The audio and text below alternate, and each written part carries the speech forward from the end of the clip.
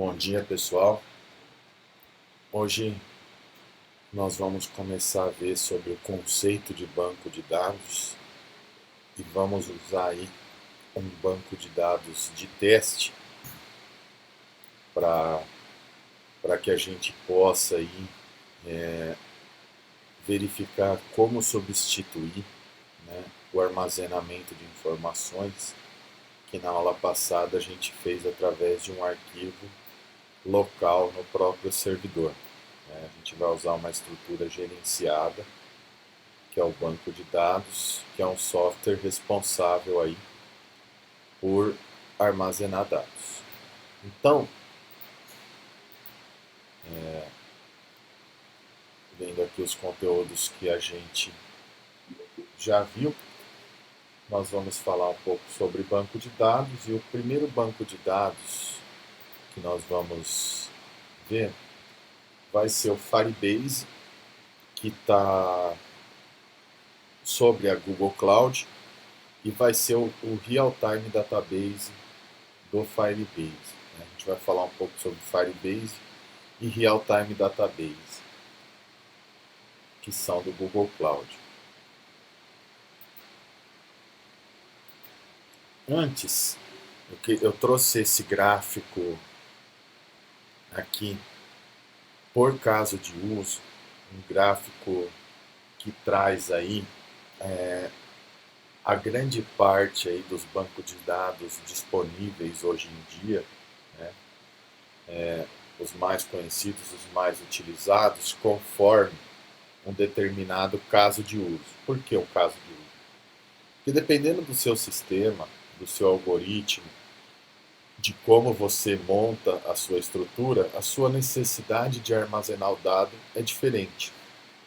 Então, vamos dizer que nosso caso de uso, o tipo de dado que nós pretendemos armazenar é um dado estruturado, e o nosso caso de uso necessita de transações, então ele necessita de um formato relacional entre tabelas e ou aqui um formato colunar, né? Ele necessita ser armazenado no formato de colunas. No caso dos bancos de dados relacionais, na AWS a gente tem o RDS, na Microsoft Azure a gente tem o SQL Database, e no Google a gente tem o Cloud SQL e o Cloud Spanner. Mas em um servidor próprio, né, em um próprio data center, existem os bancos mais famosos aí no formato relacional, que é o SQL Server da Microsoft, o Oracle, o DB2, o MySQL, né, o MySQL, o PostgreSQL. Esses bancos de dados aqui todos são relacionais. Em servidores próprios, data center próprio das empresas, são os mais utilizados aí.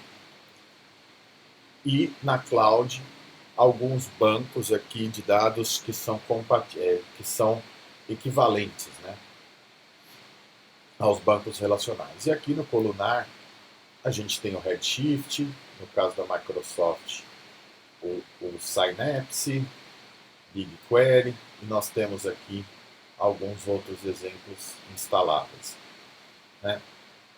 Em formato de dados de dicionário ou na memória, né? Banco de dados em memória. Banco de dados em memória, ele fornece um acesso rápido ao dado, né? E com isso uma rápida resposta dependendo do seu caso de uso. Um exemplo aqui do banco de dados em memória. Um exemplo primeiro de dicionário são os bancos de dados de par valor, né? O DynamoDB, que nós vamos ver também, é um banco de dados de par valor, é um produto aqui da AWS, é um banco de dados excelente, por isso que nós vamos trazer ele para o curso. É um banco de dados que a gente utiliza em quase 100% da OPA. Na Azure temos o Cosmos, no Google Bigtable. E equivalentes tem o Redis. Eu não sei se o Redis é muito equivalente ao DynamoDB, enfim. Mas o Scala e o Ignite DB também são infraestrutura, né? Hoje em dia, banco de dados de par valor são bastante escaláveis e trabalham facilmente com um grande volume de dados, né? Isso dá no DB, quando a gente quer armazenar par valor, é uma ótima opção, né? E aqui, enfim, nós temos uma série de bancos de dados, depois vocês podem observar, mas o que eu quero ressaltar de importante, assim, os mais vistos, vão ser esses relacionais aqui, da primeira linha, tanto os da cloud quanto os de infraestrutura pessoal, né, servidores empresariais, cloud privado, ou, no caso, a Oracle e o SQL Server são fornecidos em cloud pública também. Temos aqui os bancos de par valor, temos os bancos em formato de grafo, nós vamos entrar um pouco também em grafo mais para frente, para explicar o que é um banco de dados em grafo. Na AWS a gente tem o Neptune, os standalones mais conhecidos aqui, o Neo4j é um dos mais conhecidos aqui. E os bancos de dados de documento, banco de dados de documento, eles armazenam as informações em formatos de documento, e o que nós vamos ver hoje é o Firestore. O Firestore ele foi dividido em dois bancos de dados, o Realtime e o Firestore DB propriamente dito. Hoje nós vamos ver o Realtime, né? Eles estão aqui debaixo do Google Cloud, mas precisamente no produto Firebase.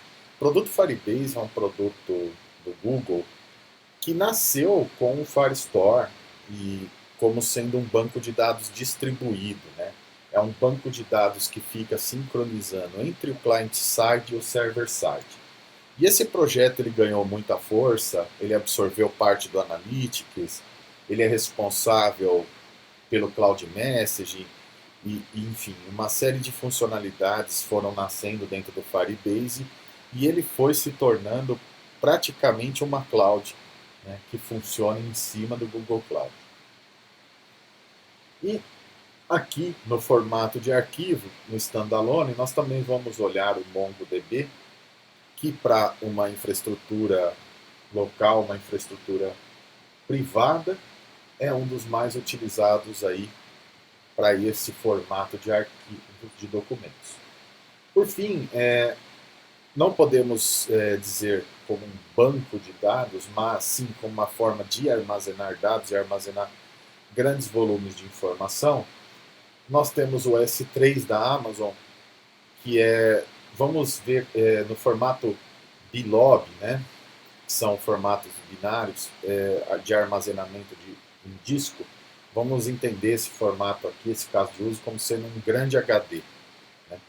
Então, nós temos aqui o S3 da Amazon, que é bastante poderoso, o Blob Storage da Microsoft, o Cloud Storage do Google, e temos aí HDFS, I/O e etc., e infraestrutura própria.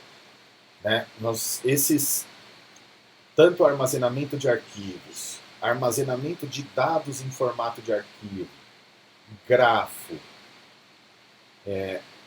relacional, par valor, até banco de dados em memória, acho que nós vamos ver também um pouco. Temos algumas coisas aqui que são bem relevantes para armazenamento em memória, que o Elastic Cache da Amazon, ele é um produto bastante interessante, principalmente para motores de busca. E o Redis, o Redis ele estava sendo comparado aqui em algum outro lugar, mas ele estava aqui no par valor, mas eu acho que aqui é a comparação, né, para o banco de dados em memória, que é onde o Redis melhor encaixa aqui. Então nós vamos ver um pouquinho sobre esses formatos aí de armazenar dados ao longo do curso, mas é interessante vocês terem esse gráfico aqui, que vocês vão se deparar com diversos desses casos de uso aqui ao desenvolver um sistema, e a escolha de armazenamento da informação é o ponto-chave aí para o seu sistema conseguir escalar. Então hoje vamos começar a falar sobre o Firebase e não precisa fazer agora, tá? Mas posteriormente vocês podem criar a conta do Firebase acessando aqui firebase.google.com, e aí vocês vão clicar no botão começar. Uma curiosidade aqui sobre o formato de cobrança do Firebase, né? Firebase é gratuito para teste no modo Spark, que é o modo padrão quando vocês criarem a conta. Ele vai estar no modo 100% gratuito. Este modo do Firebase, ele não permite que você use 100% das coisas que vão estar lá dentro. Porém, o segundo modo de cobrança do Firebase, ele é um modo de cobrança por uso, por consumo. Esse vocês podem assinar com segurança que vocês não vão estourar, porque mesmo no modo pago por consumo, a quantidade de uso no nível gratuito ela é bem grande, né? Para estudos isso nunca vai estourar, né? Ele vai começar a estourar se vocês publicarem lá um aplicativo, uma solução que começar aí a ter um sucesso de audiência, aí ele vai estourar, mas a quantidade de consumo dele é bastante grande, né? Hoje nós vamos ver só a questão do banco de dados no consumo simples, e no plano Spark é possível da gente fazer isso. Nós só não vamos conseguir fazer o deploy da nossa função em produção, tá? Mas aí amanhã eu trago o modelo com o plano, já no próximo plano do Firebase, para a gente ver como que faz o deploy. Mas de qualquer forma a gente vai conseguir testar utilizando o SDK local e apontando para o banco de dados remoto do Firebase e ver como tudo isso acontece. Então, ao entrar lá no console, depois que vocês começarem, vai ter esse botão aqui, adicionar projeto. É onde vocês vão criar um novo projeto no Firebase. Esse projeto que nós vamos fazer é um projeto da nossa API REST, esse que a gente vem fazendo aí nas últimas aulas. Nós vamos utilizar o Express, que é o framework do Node.js que nós já estamos utilizando, mais o Firebase e o Cloud Functions. O Cloud Functions é um ambiente serverless do Google Cloud. Ele é equivalente ao AWS Lambda, né, da Amazon, e ele é uma infraestrutura como serviço. Então, o Node.js que nós utilizamos, ele vai estar lá na infraestrutura da cloud, e o que nós vamos passar para ele é só o nosso código. E aí ele vai executar conforme requisições e vai bilhetar, né? A cloud ela ganha dinheiro bilhetando por uso. E no caso tanto do Google quanto da Amazon, esse uso é contado por requisições. No Google Cloud, a partir de 2.000 requisições para a função é que ela começa a ser cobrada aí, né? Então, é muita requisição. Dá para a gente trabalhar aí com o aplicativo no nível gratuito por bastante tempo.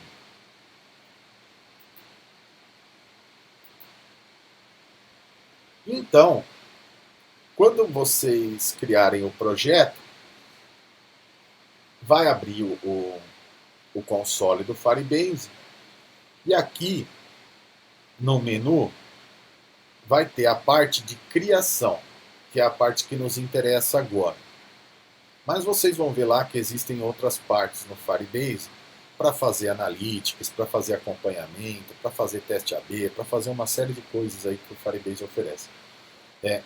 Mas, para o nosso caso de desenvolvimento, nós vamos nos preocupar com os produtos de criação. Aí ele tem autenticação para você fazer login com Google, login com Facebook, login com Apple, etc.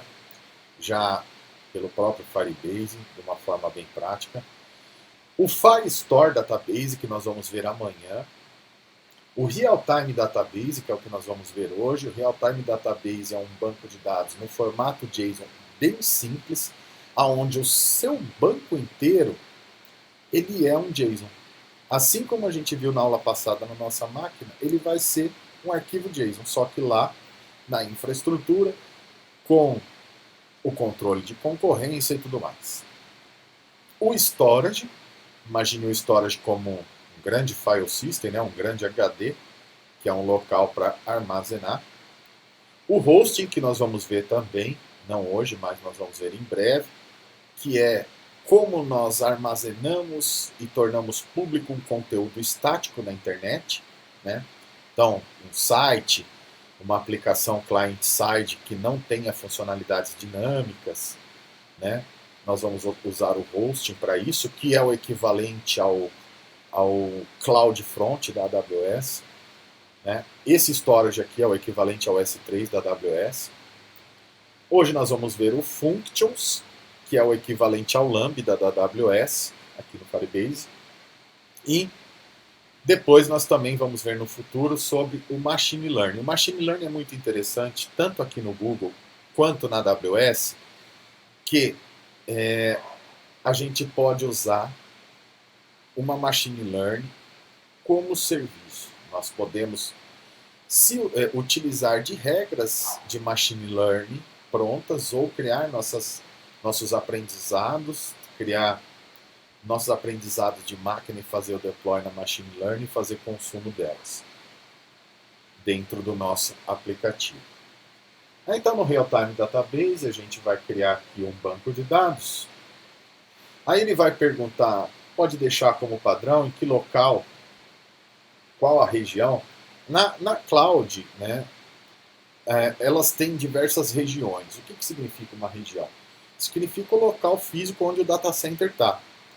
E, normalmente, né, quanto mais perto do seu usuário, menor o delay, né, para o acesso da informação. No caso aqui, eu deixei todos os valores padrões, porque alguns data centers não possuem todos os serviços de todas as clouds. Então eu deixei nesse caso aqui para a gente estudar como padrão, mas o ideal é que quando isso também pode variar preço quando for numa solução paga, né, existem regiões mais caras ou mais baratas. Deixei aqui no padrão, que para o nosso caso de estudo vai ser aqui no data center o S Central 1. Né? Então é lá que o banco de dados vai ficar armazenado. Aí podendo clicar em próximo. Hoje o Firebase ele se divide agora na configuração para o modo teste, aonde e o modo bloqueado. Qual que é a diferença disso? O Firebase ele tem as próprias APIs para você consumir as informações e escrever as informações. No modo bloqueado, você vai precisar fazer um sistema de autenticação para fornecer o acesso a esse dado. E é interessante que a gente já comece no modo bloqueado, porque quando a gente estiver usando o modo pago, no nível gratuito, a gente não corre o risco de ficarem acessando o Firebase de maneira maliciosa e gerando uma série de requisições não controladas por nós.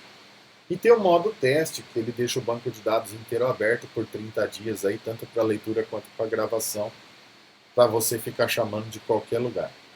Como nós vamos usar o Real-Time Database apenas no lado do servidor e apenas através da nossa Functions, a gente pode deixar ele no modo bloqueado e não precisa de configuração adicional nenhuma. Mas depois, mais para frente, a gente vai ver essas diferenças quando a gente consumir o Firebase no client-side também.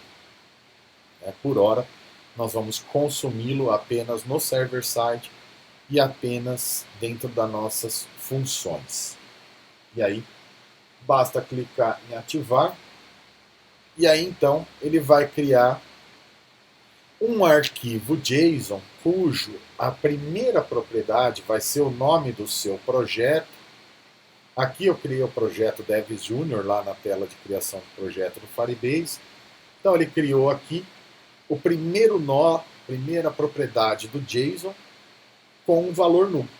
Então esse é o nosso banco de dados, simplesmente um JSON cujo a propriedade principal dele, a árvore principal dele, é um valor null.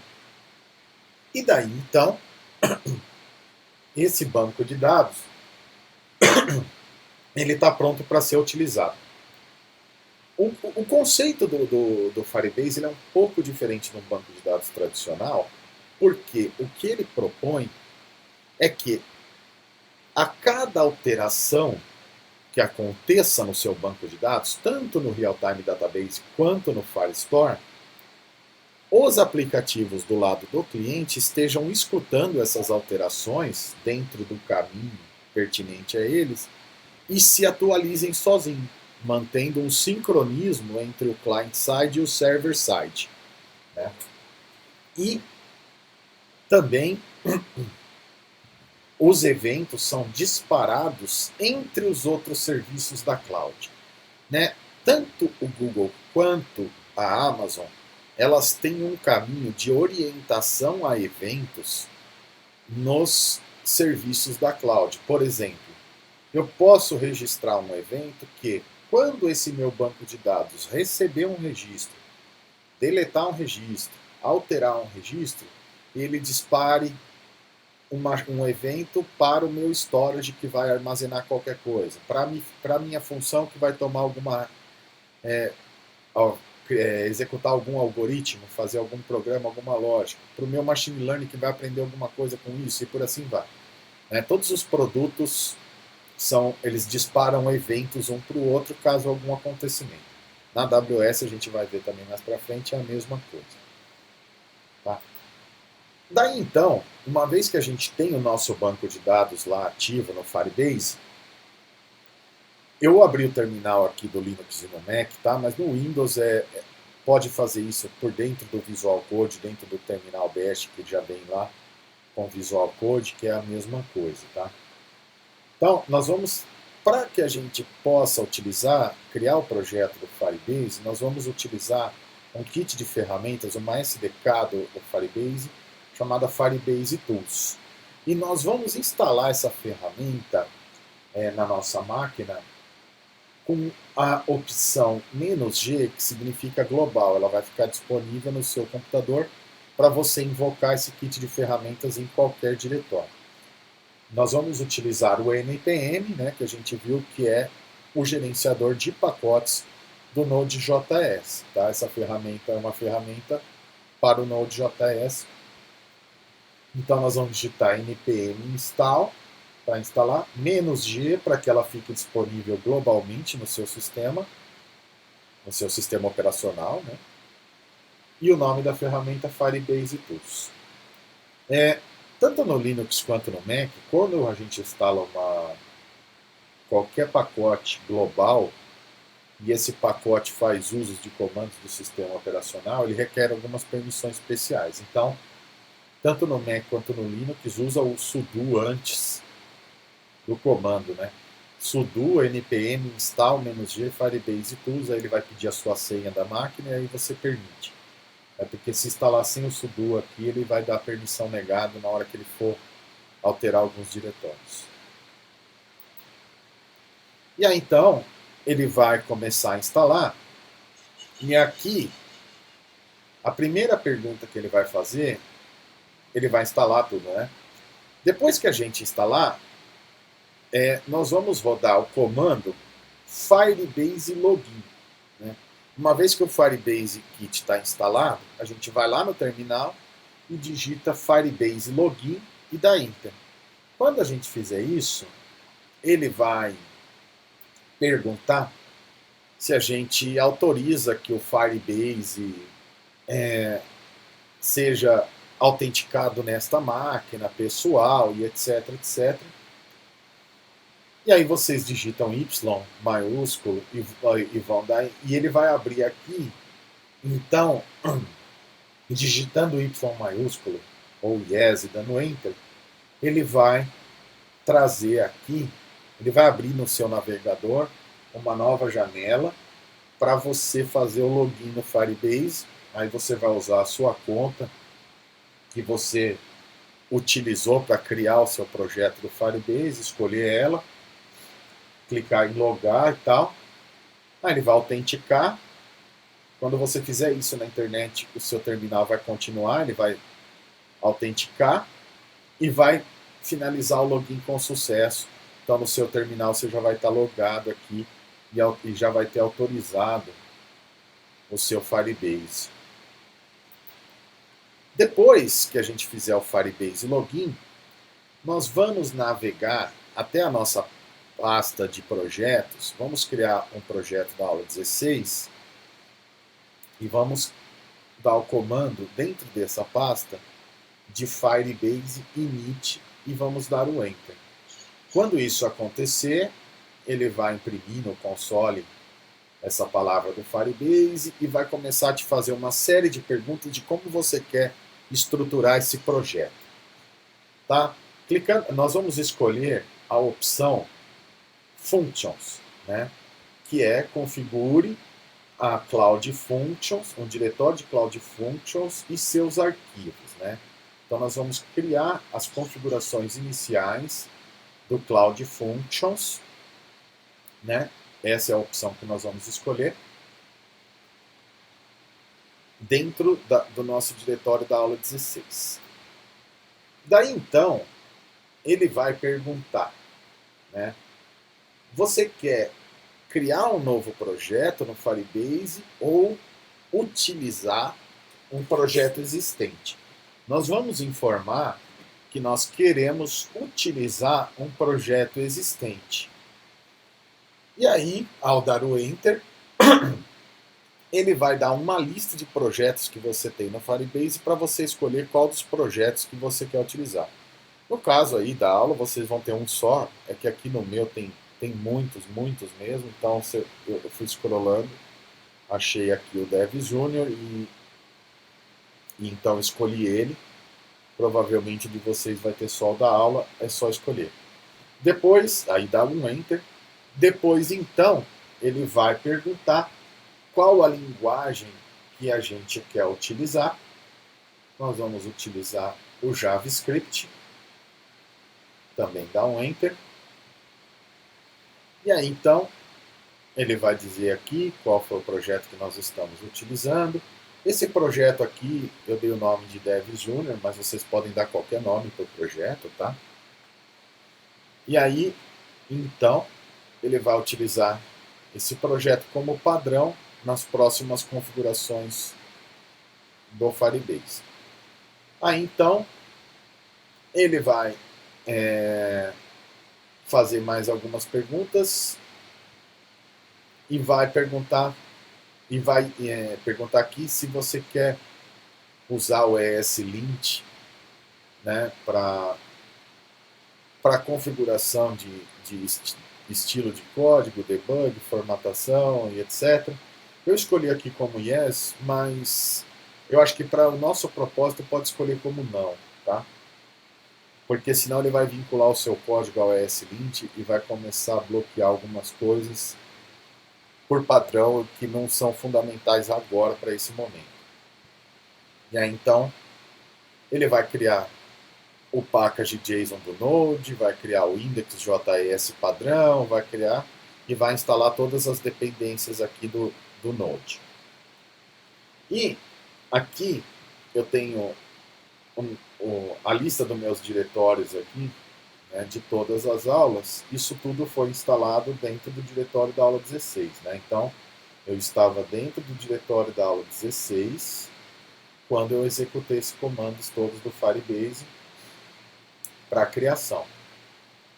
E aí, então, a estrutura que foi criada pelo Firebase até esse momento, dentro da aula 16, ele criou uma pasta functions, e aí dentro da pasta functions, ele já rodou o npm install, então ela já tem o Node Modules, ele criou um index.js base, ele já criou o package.json, e criou aqui dois arquivos de configuração do Firebase, o Firebase RC e o Firebase.json.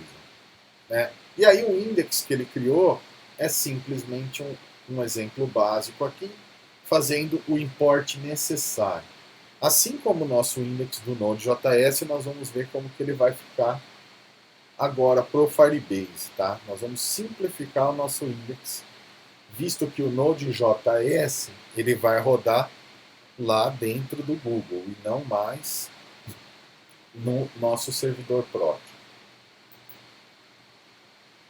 Daí então, para a gente utilizar o Framework Express, que é o que a gente já vem utilizando na aula, nós vamos dentro do diretório Functions, da aula 16, digitar aí o comando npm install -- save express, aí ele vai instalar, e aí então o Express vai estar disponível também no nosso projeto, e com isso nós vamos reescrever o nosso index do projeto da aula passada com as diferenças, que nós vamos importar o functions do Firebase, a parte do Express é a mesma, porém o app, a gente não vai mais executar o app e fazer ele subir e ficar escutando numa determinada porta.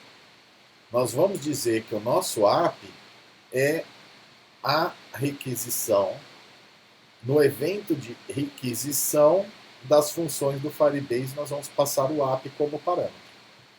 E aqui nós vamos exportar isso. Eu pus o nome aqui de API V1, mas poderia ser aula 16, poderia ser qualquer coisa, porque isso vai fazer parte do domínio da sua API. E nós vamos exportar essa função. Então, o nosso índice equivalente da aula passada, ele foi simplificado a isso.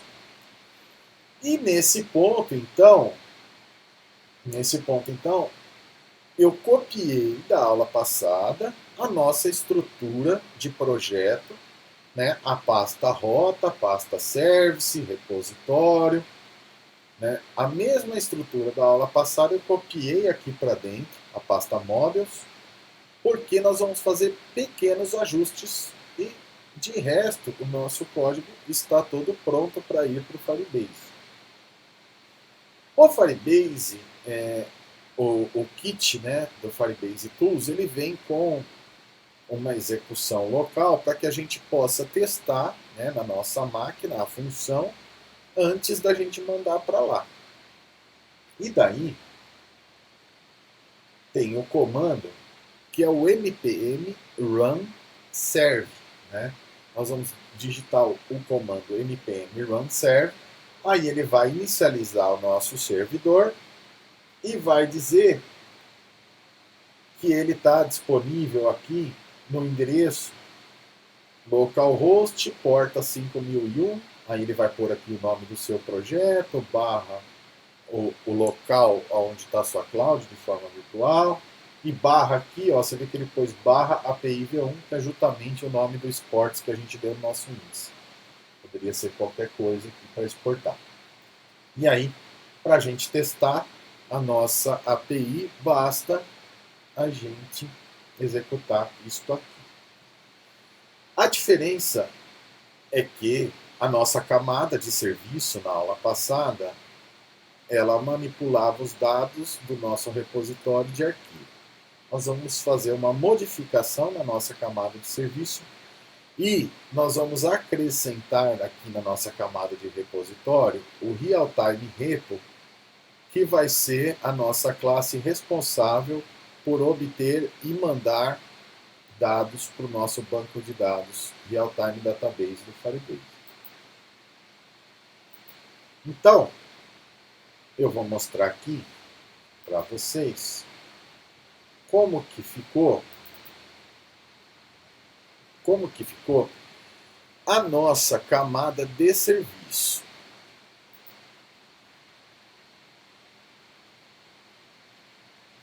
A nossa camada de serviço, nós vamos fazer a seguinte modificação. Nós não vamos mais usar, eu comentei aqui a linha, deixei aqui, tá, para a gente só relembrar que ela existia ontem. Nós não vamos usar mais o file wrap. Nós vamos usar o nosso real-time wrap. E aí, ontem, o código de ontem poderia ter sido feito e já refatorado para esse formato aqui. Tá? Mas, a gente está refatorando isso agora e ele simplesmente, o nosso get carro, ele simplesmente vai aguardar o nosso repositório get carro. Tá? Ontem o nosso repositório ele escrevia e lia arquivo, mas ele poderia ter já esse método de get carro lá, porque aí a gente não precisaria mexer em nada na nossa camada de serviço. A gente só importaria um repositório diferente aqui. Tá? Mas de hoje para amanhã a gente vai poder fazer isso. Então a gente tem aqui na nossa camada de serviço o get carro, que simplesmente chama a nossa camada de repositório para obter o carro, passando o nome. E o post carro, o delete eu também não fiz, que é como proposta para vocês. E o post carro, ele simplesmente manda um carro para a nossa camada de repositório salvar no banco. Da mesma forma que ontem, ele instancia um novo objeto da classe carro automático, seta o nome, seta a marca e seta a cor que for recebido por parâmetro na nossa API na requisição, e também retorna o aguardo aqui do método de post carro, que está no nosso repositório. Então, vamos ver como que é esse novo repositório, que é o real-time repo, né? Como que é essa nova classe que nós escrevemos. Esta classe não tem nada aqui no construtor. Primeiro, a gente precisa criar uma constante admin, que vai ser o Firebase admin, que é o pacote do Firebase responsável por administrar aí diversos serviços. E nós temos que rodar o método initializeApp do admin do Firebase.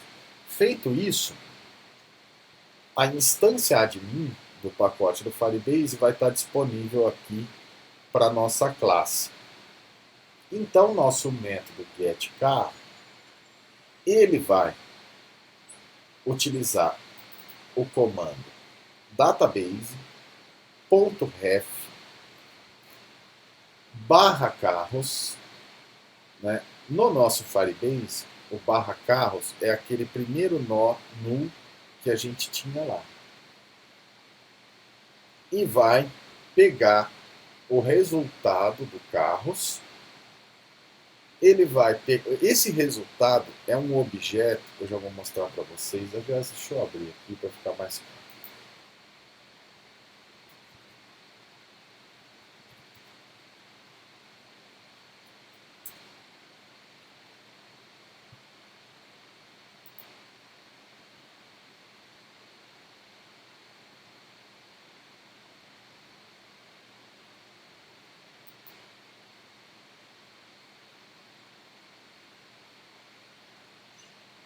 Vou abrir aqui o nosso projeto no Firebase. E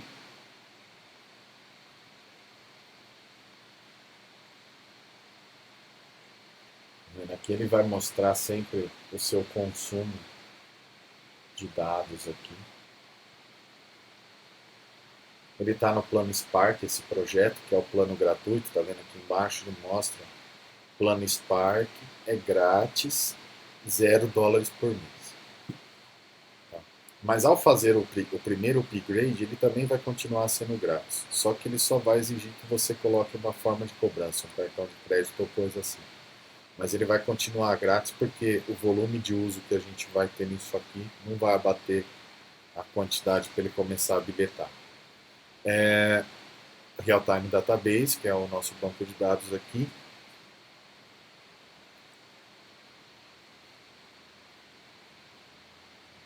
Então, lá naquele primeiro nó que ele criou, aqui ó, a gente tem o primeiro nó, que é o carro. Ó, o nó principal do nosso JSON é aquele que já vem na criação. Daí ele então tem um nó de carros, que foi um outro nó principal que eu criei. Daí então, nós vamos ver já no post como a gente está mandando o carro para lá. Ao mandar um objeto para lá, para ele pôr no nosso nó de carros, ele gera automaticamente um ID aqui, único e aleatório. E aí ele foi adicionando os carros. Então, aqui no código, ele vai ler o primeiro nó do database, que é o carros, /carros. E aí, ponto .ons, né, para cada valor. Depois eu vou explicar em detalhe como que esses métodos são usados aí para consultar e tal. Mas ponto .once value, ele vai pegar e vai fazer um callback passando a lista de carros, não, o objeto carros, porque carros não é uma lista, é um objeto lá no Firebase. Aí nós vamos pegar o valor, armazenar na variável result. Como ele é um objeto, ele não é um array, nós podemos obter a lista de propriedades de um objeto em JavaScript utilizando o método object.keys, que ele vai me dar a lista de chaves, que é o nome da propriedade do objeto. Então, quando eu fizer isso aqui, ele vai me dar a seguinte lista, uma lista de strings contendo cada uma dessas chaves aqui, ó. E aí, uma vez que eu tenho essa lista com cada uma dessas chaves, eu posso fazer um for nessas chaves e pegar do objeto a posição chave, que é a lista de chaves na posição x, ponto nome, ver se é igual ao nome que eu passei como parâmetro para o getCarro, e se for, então o carro que eu estou buscando, ele é este resultado, quebro o loop e dou um resolve carro. Note que aqui eu fiz uma promise diferente do método async-await, porque nesse método do Firebase, o ponto value, ele espera uma função de callback, né? Quando a gente precisa de uma função de callback, não dá para usar a sintaxe do promise com async-await mais enxuto, que eu usei aqui no post para vocês verem a diferença.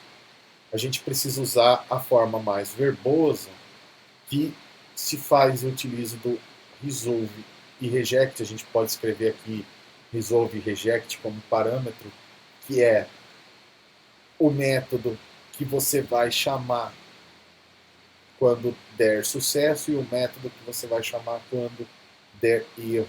Mas eu vou explicar em detalhes toda essa parte assíncrona do JavaScript também um pouco mais para frente. E aí, no caso, a gente vai usar o resolve carro que deu certo. E aqui o nosso método de post carro, olha como ele está mais simples, né? Eu vou usar o async-await, porque eu não preciso de um callback.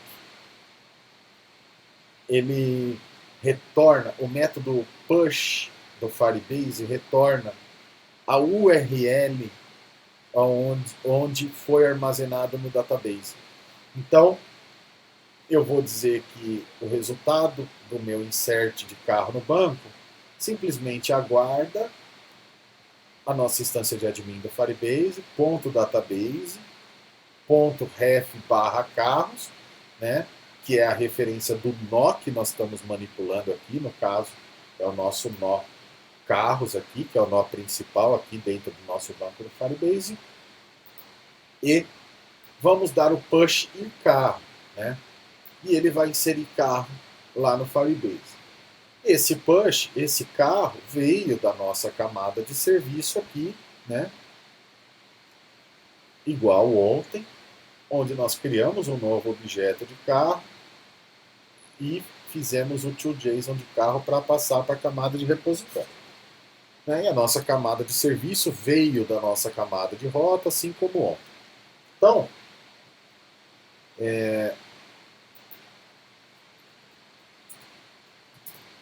deixa eu entrar aqui na aula 16.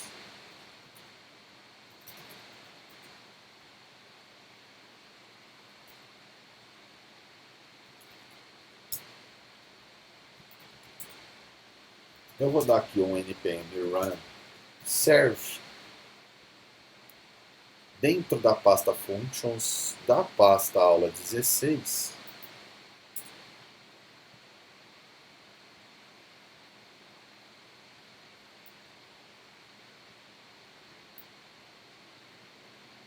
Para executar de maneira local a nossa função do Firebase,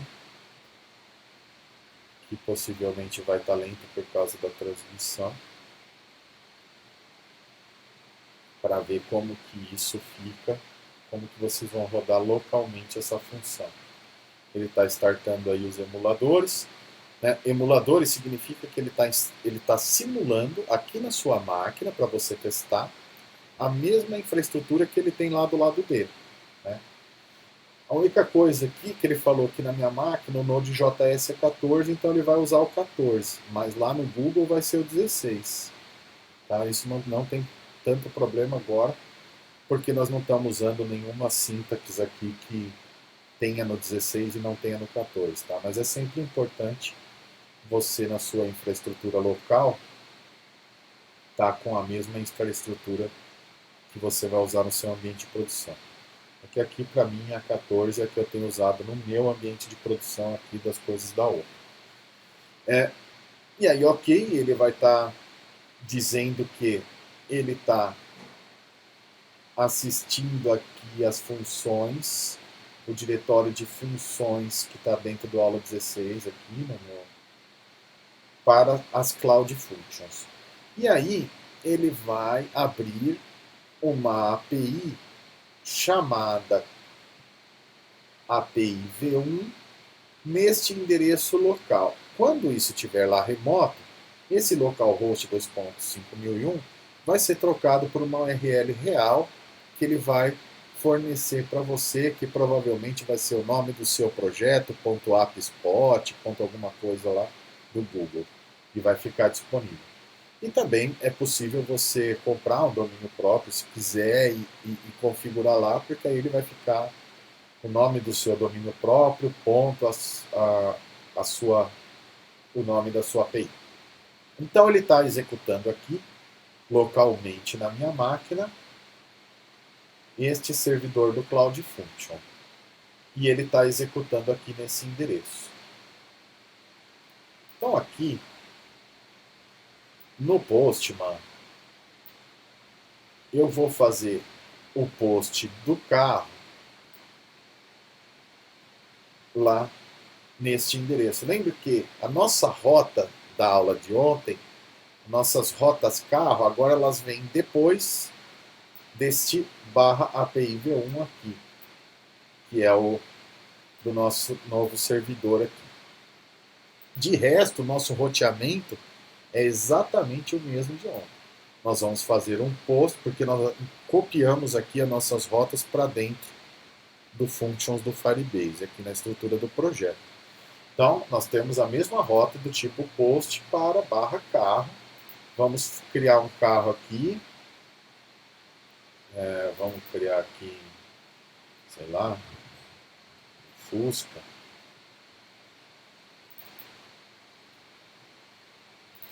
Uma Volkswagen, cor preta. Vamos mandar.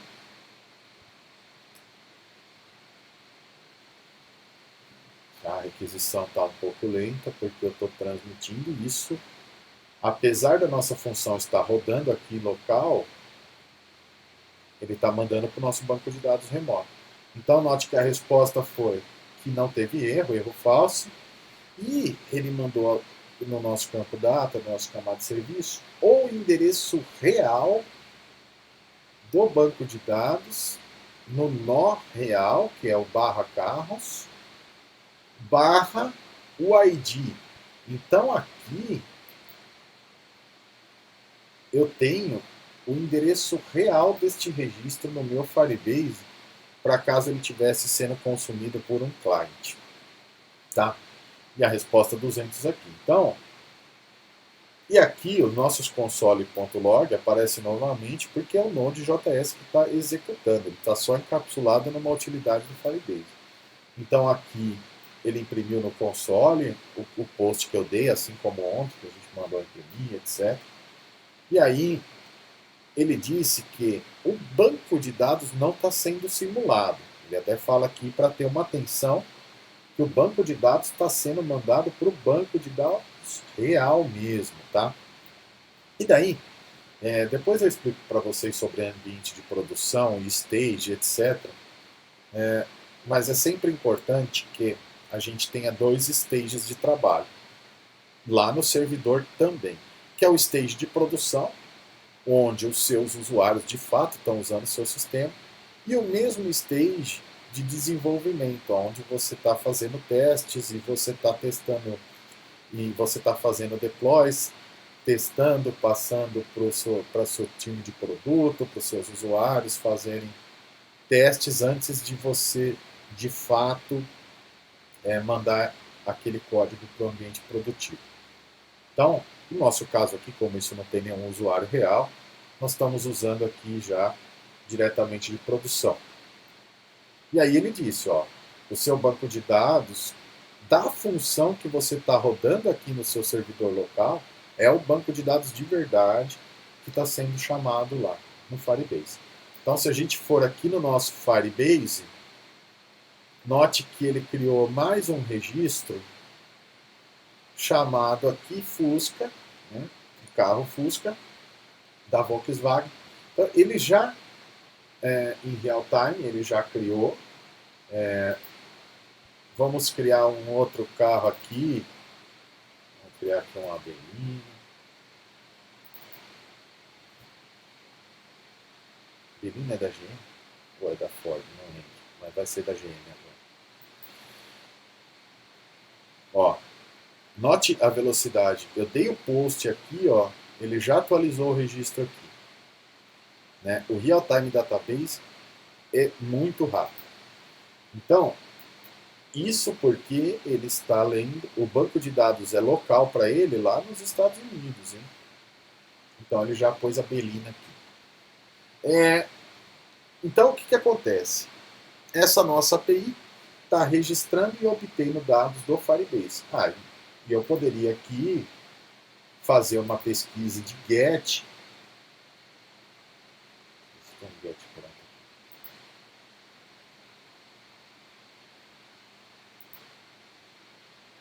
Não tem nenhum GET pronto. Deixa eu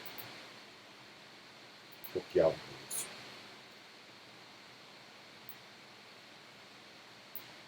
Vou copiar esse aqui e vou fazer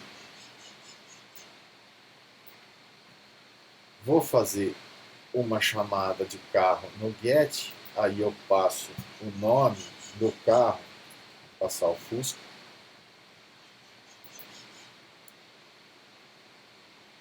e daí então ele foi lá no nosso Firebase, pegou o Fusca e trouxe aqui.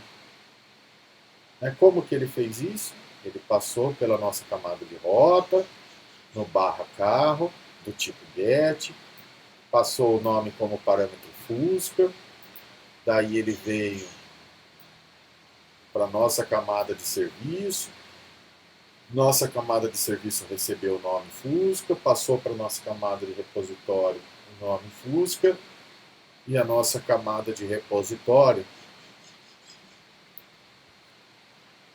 pegou no nosso Firebase a referência do barra carros, pegou todos os carros, pegou todas as chaves, fez um loop em todas as chaves, comparou o nome do carro, quebrou o laço quando o carro foi encontrado e devolveu o carro.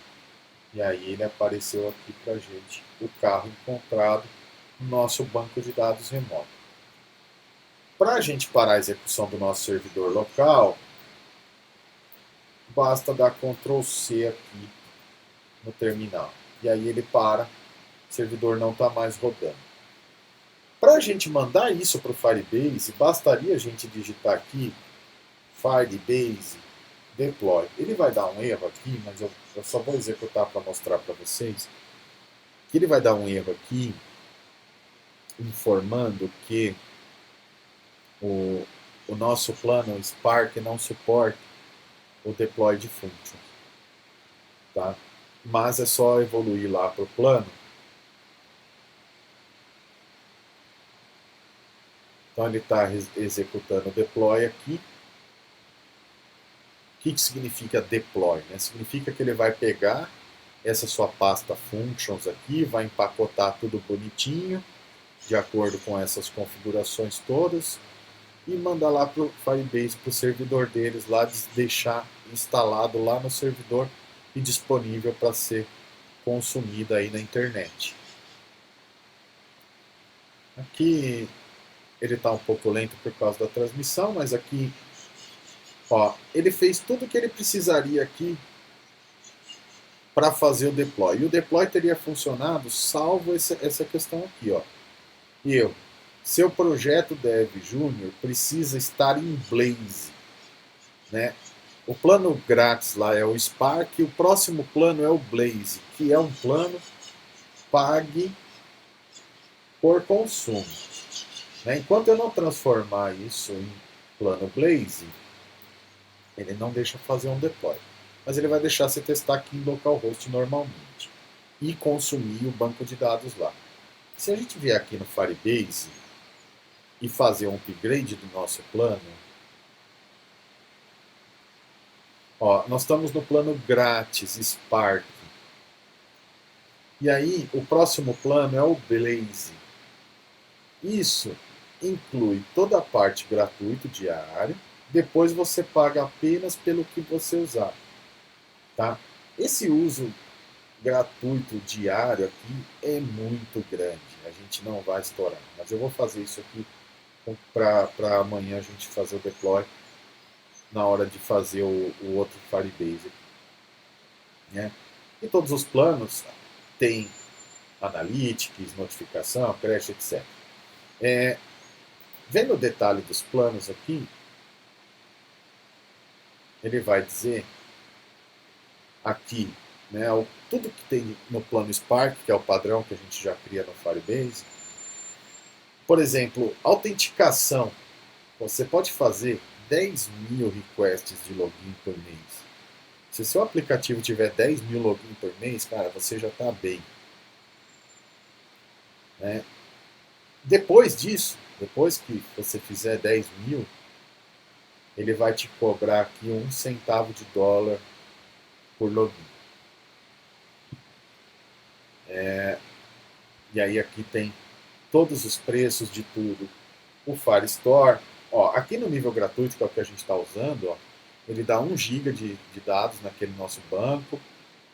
Aliás, esse aqui é o Firestore, não é o Realtime, mas é bem similar. 10 gigabytes de tráfego. Imagina que o nosso banco de dados tem, com aqueles carros lá, deve ter uns 800 bytes, é menos que 1 KB. E você tem direito a trafegar 10 GB por mês de graça. Pode gravar 20.000 requisições por dia. E aí por aí vai. Né? Você vê que a quantidade que ele te dá no nível grátis é muito grande. Né? Aqui o Cloud Function, que é exatamente a nossa função, ele te dá direito a fazer aqui, ó, 2 milhões de requisição. Depois, ele cobra mais 0,40 centavos de dólar por milhão. Tá? O que ele conta aqui como requisição? Ó, esse get aqui, do Fusca, que eu vou mandar agora de novo. Ah, não, ele não vai funcionar porque eu parei o servidor. Mas esse get aqui, ele conta 1. Né? Esse get aqui conta 1.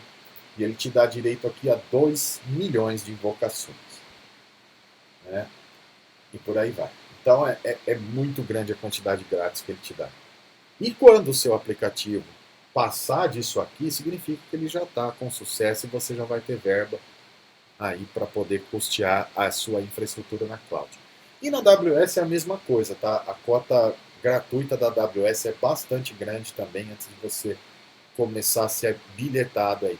Fora que tanto o Google quanto a cloud, quando tiver numa startup, numa empresa, você consegue ligar lá e falar, ó, minha startup está crescendo aqui, vocês não têm uma parceria com startups? E eles sempre geram alguns créditos aí para startups para te dar um pouco mais de consumo aí para você trabalhar. Tá? E também para estudantes, né? Você fala, pô, sou estudante aqui, eu estou estudando, temos algumas cotas para estudante, eles também têm cotas para estudante, tanto o Google quanto a Amazon. Tá? Bom, pessoal, hoje foi meio corrido, porque eu tentei explicar muito da infraestrutura, mas amanhã a gente vai continuar vendo esse assunto com o outro banco do Firebase, e, e daí a gente pode entrar em mais detalhes aí sobre dúvidas e tudo mais. E sobre os deploys e como que nós vamos fazer isso no ambiente produtivo. Como a gente estourou o tempo, né? Obrigado aí pela presença, pessoal, e amanhã a gente continua nesse assunto aqui de Firebase e banco de dados remoto da nossa API.